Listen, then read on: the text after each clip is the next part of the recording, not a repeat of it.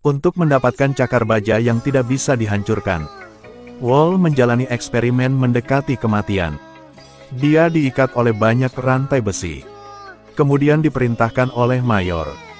Seluruh tubuh direndam dalam alkohol khusus. Kemudian pelaku eksperimen mengaktifkan sakelar. Puluhan jarum baja panas terus-menerus mendekati tubuhnya. Semuanya dimasukkan ke dalam tubuh Wall pada akhirnya. Logam Adermin 1000 derajat itu juga masuk ke otaknya. Setelah itu, suhu tubuh Wall terus meningkat. Detak jantungnya juga meroket. Selama proses tersebut Wall terus mengingat masa lalunya. Akhirnya ketika detak jantung mencapai 300 yang menakjubkan, eksperimen akhirnya berakhir. Tapi sekarang elektrokardiogramnya turun menjadi 0. Namun saat semua orang mengira Wall tidak akan bangun, dia mengandalkan kemampuan penyembuhan dirinya yang luar biasa. Secara bertahap mengembalikan detak jantung. Melihat percobaan berhasil, sang Mayor segera memerintahkan dokter untuk menghapus ingatannya. Tanpa diduga, kata-kata ini sampai ke telinga Wall. Karena untuk menghindari menjadi mesin pembunuh, dia mencoba yang terbaik untuk keluar. Cakar embun di lengan telah berevolusi menjadi cakar baja. Kemudian di bawah pengawasan orang-orang di lab, Wall memotong rantainya dan keluar dari sana. Melihat itu, agen tersebut langsung melepaskan tembakan. Tetapi pada saat ini, tulangnya telah sepenuhnya digantikan oleh Adermin. Ditambah kemampuan mengerikan untuk menyembuhkan dirinya sendiri. Bahkan dalam menghadapi ratusan pasukan khusus, Wall bisa menangani mereka sesuka hatinya. Pelat baja tipis Wall akhirnya mendobrak gerbang besi untuk melarikan diri dengan mudah. Dia melompat dari jembatan, kemudian mengatasi badai. Di bawah air terjun yang membawanya ke sebuah desa. Namun pemandangan memalukan ini disaksikan oleh si cantik di dalam mobil.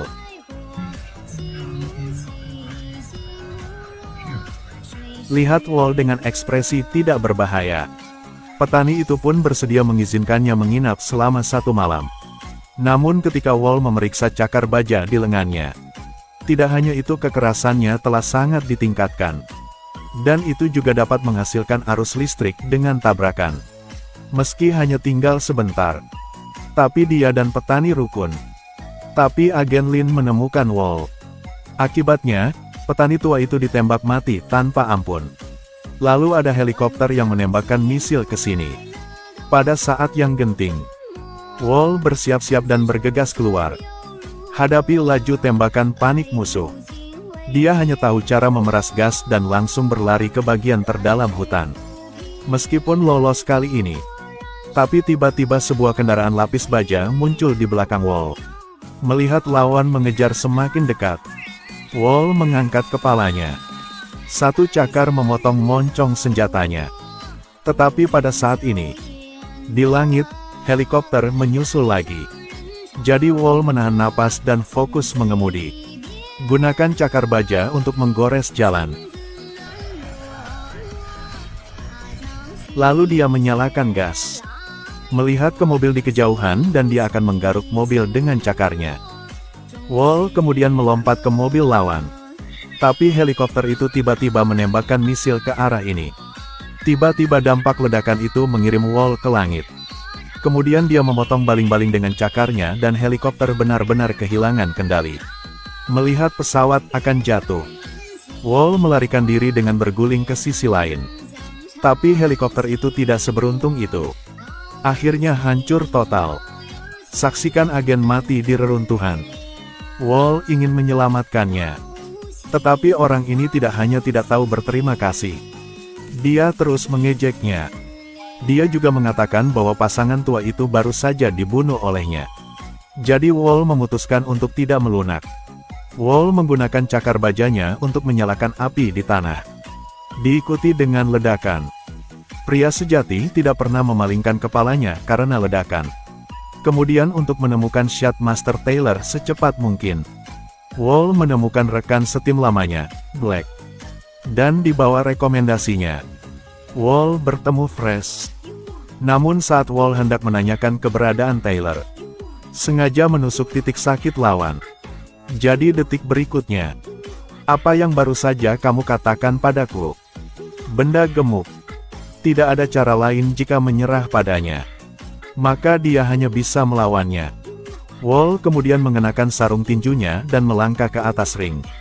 Tapi setiap kali dia mengangkat pukulan, tapi semuanya terhalang oleh lapisan lemaknya. Dia jelas bukan tandingan Wall. Karena dia berjuang untuk berat badannya. Tapi sama gemuknya dengan Fresh. Memukul kepala Wall dengan kepalanya. Otak itu langsung diratakan. Kemudian Wall melihat saat yang tepat dan melompat. Fresh dikalahkan dengan siku. Kemudian dibawa ancaman untuk mengungkapkan keberadaan Taylor. Fresh tidak punya pilihan selain mengatakan yang sebenarnya.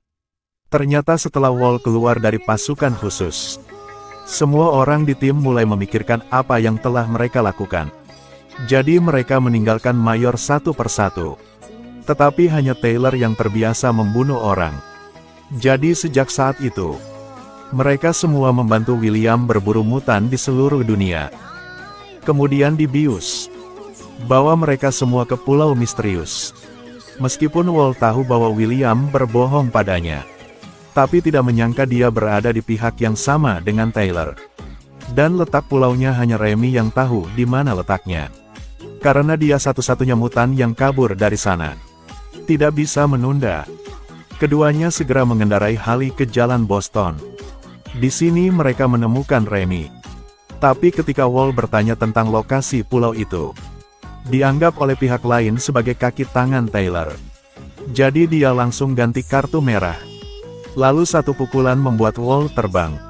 Saat ini, Black Outside juga dibunuh secara brutal oleh Taylor.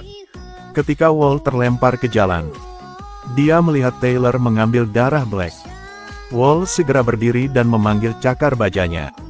Melihat itu, Taylor bergegas ke sisi ini dengan kecepatan tinggi. Perang yang belum pernah terjadi sebelumnya antara harimau dan serigala juga telah dimulai.